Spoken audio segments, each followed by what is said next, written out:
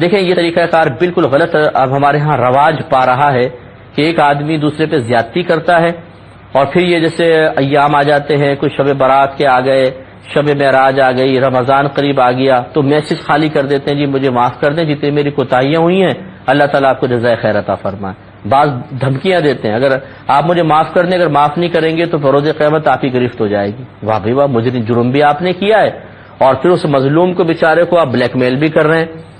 تو یاد رکھیں یہ معافی مانگنے کا طریقہ نہیں ہے۔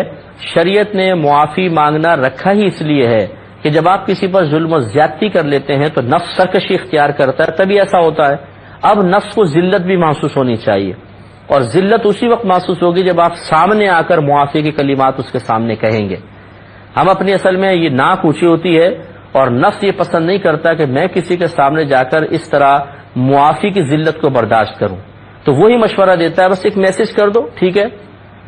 سامنے معافی مانگنا اور میسج پہ معافی مانگنا زمین آسمان کا فرق ہے، میل پر معافی مانگنا زمین آسمان کا فرق ہے۔ ہاں اگر ایسا ہے آپ باہر کے ملک میں ہیں، وہ دوسرے ملک میں ہیں، جانا ممکن نہیں، ملاقات ممکن نہیں، تو پھر بھی کم از کم کال تو کر سکتے ہیں نا۔ 50 لوگوں کو کال کرتے ہیں تو کال کر کے پھر معافی مانگے، اور اگر کال بھی نہیں ہو سکتی مثال کے طور پہ چلیں پھر اس قسم کے ذرائع اختیار کر لیں، ورنہ کال ضروری ہونی چاہیے تاکہ آپ اس پہ بولیں، سامنے لائیو اس سے معافی طلب کریں۔